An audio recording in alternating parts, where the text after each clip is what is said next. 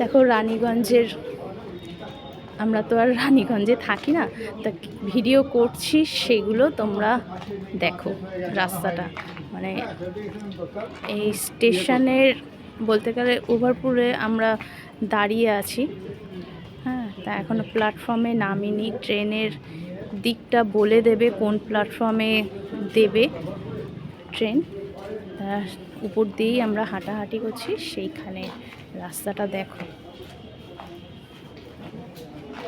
আমরা কিন্তু রানীগঞ্জেই রয়েছি। তোমার দাদা ঘোরাঘুরি করছে, দেখো।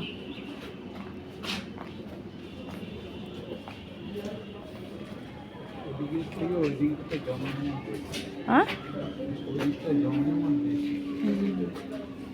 ওদিকে তো স্টেশনের ওইদিকে জমজমাট থাকবেই।